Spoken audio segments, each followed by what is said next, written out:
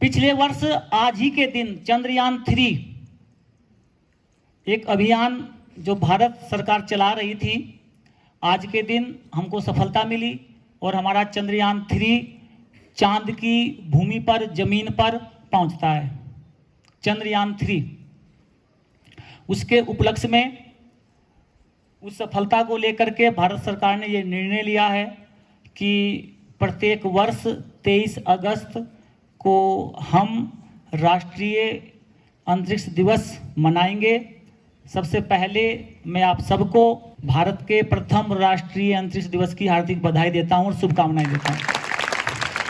चांद की जमीन पर पहुंचने वाला भारत चौथा देश बनता है और यह बहुत बड़ी उपलब्धि है। मैं यदि कहूं तो भारत का चांद पर पहुंचना और भारत सरकार का जो ये विचार निकल के सामने आया है, मैं समर्थन करता हूं और नमन करता हूं। और मैं ये भी चाहूँगा जो बच्चे आज यहाँ उपस्थित हैं कि 23 अगस्त की आज की तारीख, आज का दिनांक हमेशा याद रखें आप, विशेषकर जो बच्चे यहाँ आज उपस्थित हैं। आप कभी ना भूलें कि राष्ट्रीय अंतरिक्ष दिवस भारत को लेकर के जब ये मुहिम शुरू हुई तो उस दिन इस कार्यक्रम में हम सम्मिलित थे। तो अब चंद्रयान, चांद, पृथ्वी, हमारी जमीन, अंतरिक्ष किस प्रकार से विज्ञान इस पे काम करता है, वो टेक्निकल जो शब्दावली होती है, वो जो वैज्ञानिक के आविष्कार होते हैं, उन शब्दों, उस शब्दावली के साथ, उन विचारों के साथ मैं अपने विद्यालय के भौतिक विज्ञान के प्रवक्ता श्री हरेंद्र सिंह कोडेडी जी से निवेदन करूंगा कि आप आएंगे और आज के इस दिवस पर अपने विचारों को, भारत की इस उपलब्धि को साझा करेंगे। श्री हरेंद्र सिंह कोडेडी जी, एक बार तालियों के साथ सर का स्वागत और अभिनंदन। धन्यवाद अमित सर।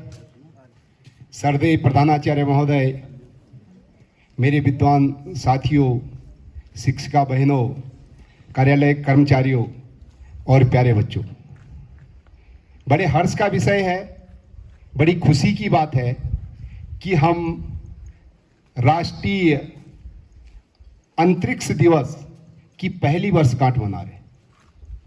प्यारे बच्चों,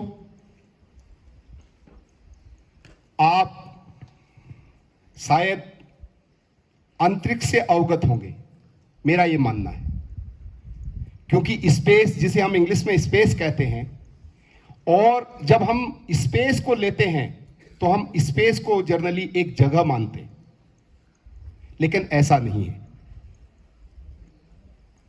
हमारी पृथ्वी के अंदर आपको पता है नीचे चट्टानें हैं, पत्थर हैं, पानी है, उसके बाद हमारी पृथ्वी की सतह लग जाती है, इसके ऊपर हमारा मानव जीवन है, पेड़ पौधे हैं, इससे ऊपर भी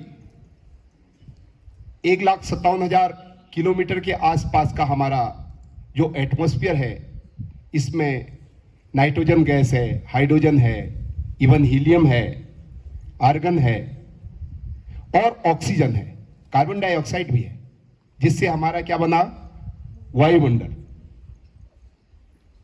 और उसके ऊपर हमारी एक परत लगती है जिसे हम ओजोन लेयर कहते हैं प्यारे बच्चों। और ओजोन लेयर हमारे इस एटमॉस्फेयर के लिए एक कवच का काम करती है। जो हमारी डेंजरस रेजें आती हैं सन से, अल्ट्रावायलेट, इंफ्रारेड, सब बच्चों को पता है, जो हमें हानि पहुंचा सकती है, उसको वहीं रोकती है। तो मेरा कहने का तात्पर्य है कि स्पेस उसके बाद लगता है। यदि हम अंतरिक्ष की बात करें तो हमारा एटमॉस्फेयर जहां खत्म हो जाता है, जहां से हमारा ओजोन लेयर की जो कवर बनी होती है, उसके बाद से जहां तक हमारा तारे मंडल हैं, सैटेलाइट्स हैं, चंद्रमा है, उसके बीच के स्थान को हम स्पेस कहते हैं। और वह फ्री स्पेस होता है। फ्री स्पेस जानते हैं आप? नहीं जानते होंगे। वहां पर ध्वनि की चाल जीरो हो जाती है, शून्य हो जाती है। यानी आप वहां पे बहुत जोर से भी चिल्लाएंगे ना फ्री स्पेस में, तो किसी को कुछ नहीं सुनाई देगा। तो प्यारे बच्चों, अंतरिक्ष की जो एक्टिविटी थी, जो क्रियाकलाप अंतरिक्ष में होते हैं, आपने सुना होगा तारों का टूटना, बोलते हैं ना, और भी कई गतिविधियां होती हैं। इसके लिए हमारे देश ने 1948 में 1948 में एक समिति का गठन किया था, जिसे हम उस टाइम पे कहते थे भारतीय अंतरिक्ष अनुसंधान समिति। और उस समिति का गठन हमारे बहुत बड़े वैज्ञानिक, आपने सुना होगा, डॉक्टर विक्रम साराभाई, जिनको अंतरिक्ष का जनक भी कहा जाता है, उनकी अध्यक्षता में वह समिति गठित हुई। अब उस समिति का लक्ष्य क्या था? यानी अंतरिक्ष में जो घटनाएं घट रही हैं उसकी जानकारी निकालना, उनका परीक्षण करना, उनके परिणामों के बारे में जानना। तो प्यारे बच्चों, अनुसंधान होते रहे और 1961 में भारत ने उसको बदल करके इसरो का नाम दे दिया, जिसे हम भारतीय अंतरिक्ष अनुसंधान संस्थान कहते हैं। वह आज नासा के बराबर, नासा किसकी एजेंसी है? कौन से देश की संस्था है? अमेरिका की। अमेरिका के बराबर कार्य कर रही है अंतरिक्ष के क्षेत्र में। तो प्यारे बच्चों, बहुत लंबी बात हो जाएगी, धूप भी हो रही है, मैं सारांश में आपको बताऊंगा। तो उसमें अनुसंधान हुए, रिसर्च हुई, उसका मकसद ही ये था स्पेस टेक्नोलॉजी के बारे में जानना, स्पेस रिसर्च के बारे में जानना। तो 1969 में भारत ने अंतरिक्ष में अपना एक उपग्रह छोड़ा, जिसे हम आर्यभट्ट के नाम से जानते हैं। उसके बाद 1980 में फिर एक उपग्रह भारत ने छोड़ा, इस तरीके से 1981 में छोड़ा, जिसे एप्पल के नाम से जानते हैं, आपको पता होगा। और हमारे अंतरिक्ष यात्री भी आपको पता है। कितने बच्चों को पता है राकेश शर्मा का नाम? राकेश शर्मा गए थे ना अंतरिक्ष में। जब इंदिरा जी ने पूछा था राकेश शर्मा जी को कि हिंदुस्तान कैसा लग रहा है, तो उन्होंने कहा था सारे जहां से अच्छा हिंदुस्तान हमारा। आप बच्चों को शायद ये रवीना को थोड़ा सा याद आ रहा है ना? ऐसा बोला था। तो अंतरिक्ष की खोज तो लगातार निरंतर चलते आ रही है। उसके बाद अभी हमारे सर ने बताया, अमित सर ने, कि इसरो ने चंद्रमा पे, अंतरिक्ष की बात अलग है, और चंद्रमा पे जो चंद्रयान फर्स्ट भेजा वह 2008 में भेजा। उसका मकसद सिर्फ यह था कि चंद्रमा पे पानी है या नहीं, क्या चंद्रमा पे जीवन यापन किया जा सकता है, ऐसी लालसा वैज्ञानिकों की थी। तो जीवन के लिए सबसे जरूरी चीज क्या होती है? पानी। तो प्यारे बच्चों, वह सफल परीक्षण रहा, लेकिन इतनी जानकारी उससे हासिल नहीं हुई। और सर ने फिर बताया, मैं दोहरा रहा हूं उनकी बात, 2019 में फिर चंद्रयान 2 भेजा गया, लेकिन वह उसका सफल परीक्षण नहीं हुआ और उससे कोई हमें जानकारी हासिल नहीं हो सकी। इसके तदुपरांत इसरो ने बहुत मेहनत करी और माननीय प्रधानमंत्री जी के कार्यकाल में एक सफल परीक्षण हुआ 2023 अगस्त 23 को, इसी दिन पिछली बार। और हमारा चंद्रयान 3 चंद्रमा के दक्षिणी ध्रुव पर उतारा गया। और आपको पता है कि वह स्पेस में जब पहुंचा तो उसकी जो परिक्रमा थी वो ऑर्बिटल के रूप में थी। क्यों ऐसा किया गया? ऑर्बिट जानते हो ना आप, आपको बताया गया है, केमिस्ट्री में भी बताया गया है, KLMN। तो ऐसी संरचना में, गोल संरचना में हमारे चंद्रयान 3 को विक्रम लैंडर की सहायता से स्पेस में भेजा गया ताकि वह वहां पर डैमेज ना हो सके। और दक्षिणी ध्रुव में जब उतरा तो विक्रम लैंडर तो पहुंच गया, लेकिन उसके अंदर जो रोवर था, रोवर का काम क्या था? रोवर की भी सक्सेस लैंडिंग होनी थी। एक्चुअल रोवर ही वहां की संरचना, यानी चंद्रमा की संरचना, उसकी भौगोलिक स्थिति, उसकी मिट्टी और जो भी गतिविधियां वहां पे होती हैं दक्षिणी ध्रुव पर, उसका पता लगाना उसका काम था। अब रोवर के लिए बड़ा चैलेंज था, क्योंकि वहां की जो चट्टानें थी वो आपने देखा होगा कि 2-2 किलोमीटर गहरी, एकदम समतल नहीं थी, असिमेट्रिक उसका जो फेस था, जो उसका प्लेन सरफेस था वो असिमेट्रिक था। उसमें 2-2, 3-3 किलोमीटर के गड्ढे थे। अब रोवर कैसे पता लगाए?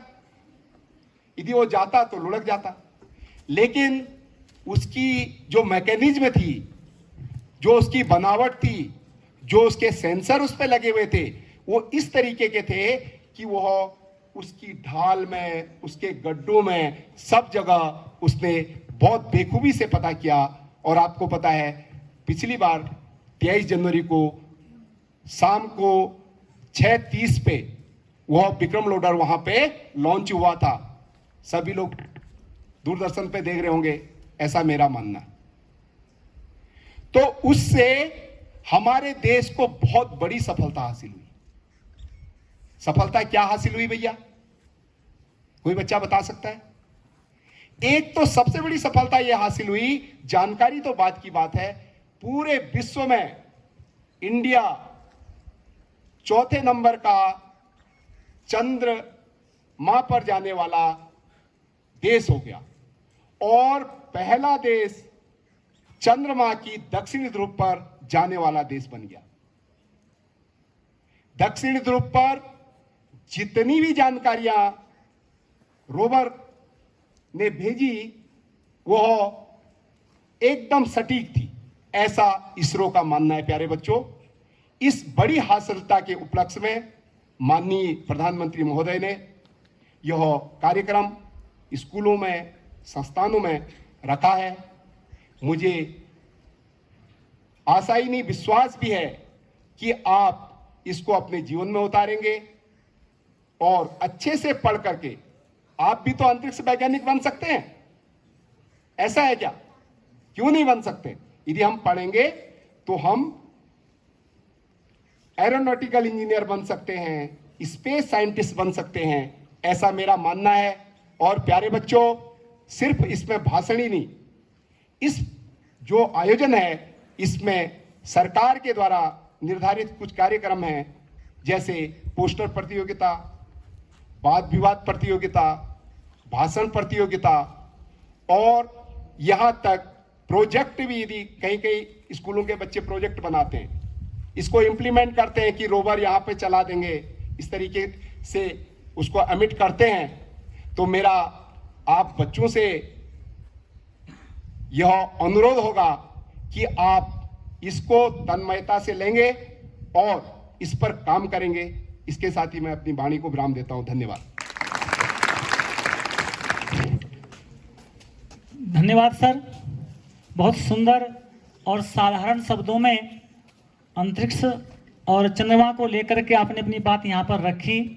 आपका मैं धन्यवाद करता हूँ सभी छात्र छात्राओं की ओर से, और सम्मानित प्रधानाचार्य जी से निवेदन करूँगा कि आप भी आएंगे और आज के इस शुभ अवसर पर अपनी बात यहाँ पर रखेंगे। सम्मानित प्रधानाचार्य।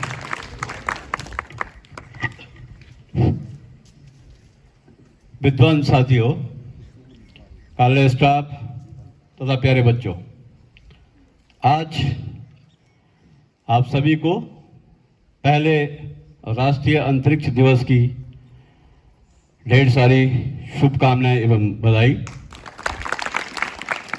आप लोगों ने पूर्ण रूप से इस दिवस के बारे में, आज पूरा देश जो है पहला राष्ट्रीय अंतरिक्ष दिवस मना रहा है, और मैं समझता हूं कि जो आपने यहाँ पे जो बातें बताई हैं उन चीजों को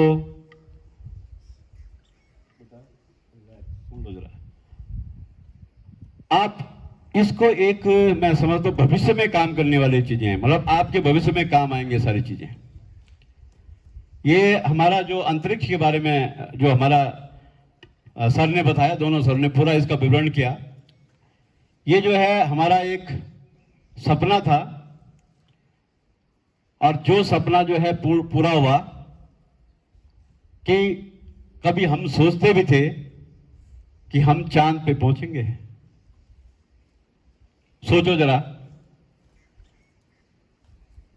लेकिन ये हमारे जो वैज्ञानिक थे उनकी मेहनत और उनके जुनून का एक परिणाम है जो हम अंतरिक्ष पे पहुंचे हैं। और वहां पर हम लोगों ने आज हमारा एक जो दिन, आज का दिन है हमारे कैलेंडर में एक ऐतिहासिक दिन बन गया है कि 23 अगस्त को जो हमारा हमेशा जो है अंतरिक्ष राष्ट्रीय अंतरिक्ष दिवस मनाया जाएगा। हमने कभी सोचा नहीं था, लेकिन हमारे जो वैज्ञानिकों की मेहनत है, जो उन लोगों ने मेहनत की है, उसका परिणाम, और हमारे देश में जितने भी हमारे देश के, मैं बताऊं, यशस्वी जो प्रधानमंत्री रहे हैं उनका भी पूर्ण सहयोग पूरे वैज्ञानिकों को मिला है। इससे पहले सर लोगों ने आपको बताया है, एक एक चीज नोट रखो बेटा, कि जो है कब कब जो है हमारे जो अंतरिक्ष में कब जो है हमने अपने जो अंतरिक्षों को भेजा है। आप ध्यान देंगे कि जो हमारा ये चंद्रयान 3 जब इसको लैंडिंग किया हमने 14 जुलाई 2023 को, ये जो है भारतीय समयानुसार 2:35 से जो है श्रीहरिकोटा। अब ये सारी चीजें आपको ध्यान होनी चाहिए। श्रीहरिकोटा अब ये कहां है? ये आंध्र प्रदेश में बेटा, बंगाल की खाड़ी के नजदीक। वहां से जो है इसको लॉन्च किया गया। इसमें जो है सर ने बताया है आपको, इसमें ये ध्यान में देखना कितने आदमी थे। इसमें कोई आदमी नहीं था। ये रोबोटिक की मदद से जो है वहां पहुंचा, और इसने जो है पूरे 42 दिन भ्रमण करके जो है, और जो दक्षिणी ध्रुव, जो चंद्रमा का जो दक्षिणी ध्रुव है, उस पे जो है भारत का तिरंगा लहराया 23 अगस्त 2023 को। और सर ने ठीक कहा कि ये लगभग जो है 6:30 या लगभग 6:04 के करीबन था। तो इसने पूरे 42 दिन पहले पूरा स्पेस में घूमा, फिर इसने जो है उसके बाद वहां खोज की, 14 दिन तक शायद इसने वहां कार्य किया। तो ये बेटा, जब हम किसी सपने में अगर हमारे अंदर जुनून हो कि कोई कार्य हमें करना है, किसी कार्य करने की हिम्मत हो, तो उसे पूरा करने का जुनून भी हमारे पास होना चाहिए। हमारे वैज्ञानिकों ने जो है केवल अंतरिक्ष पर ही चंद्रमा, ये स्पेस में ही ये चंद्रयान 3 नहीं भेजा, बल्कि इसमें उन्होंने जो है अपने जो हमारे आने वाली पीढ़ी है उनके लिए प्रेरणादायक बने। आगे भविष्य में कई लोग, आज हमारा देश जो है, सर ने भी अभी बताया कि 4थे नंबर पे पूरे वर्ल्ड में, और भारत जैसा देश 4थे नंबर पे होना, और दक्षिण ध्रुव पर पहला देश। तो ये चीजें, ये हमारे लिए एक गौरव का विषय है। और आज पूरा देश जो है इसको राष्ट्रीय अंतरिक्ष दिवस के रूप में मना रहा पहला, लेकिन भविष्य में ये जो है आज हमारे कैलेंडर पे जो है ये हमेशा के लिए जो है ऐतिहासिक बन गया है कि हमेशा 23 तारीख को जो है 23 अगस्त को जो है राष्ट्रीय अंतरिक्ष दिवस मनाया जाएगा। तो आप भी ये ध्यान दें, सर ने भी कहा कि हम में से भी कोई वैज्ञानिक बन सकता है, लेकिन उसके लिए बेटा हमारे अंदर जुनून होना चाहिए, हिम्मत होनी चाहिए कि इस कार्य को हम कर सकते हैं। ये नहीं कि केवल सोचना है कि कर लेंगे, उसके बाद 2 दिन क्या तीसरे दिन उससे हट जाएंगे। अगर हमारे वैज्ञानिक इस तरह की कार्रवाई करते तो शायद वो भी आज हम जो है चंद्रमा पे नहीं पहुंच पाते। तो इसके लिए सभी साथियों को पुनः, क्योंकि देश ऐसी प्रगति करता रहे और हमारा जो वर्ल्ड में जो है हमारा मान बढ़ता रहे, इसी के साथ और आप भी मेहनत करेंगे, इसी के साथ मैं अपनी वाणी को विराम देता हूं। जय हिंद, जय भारत, जय उत्तराखंड।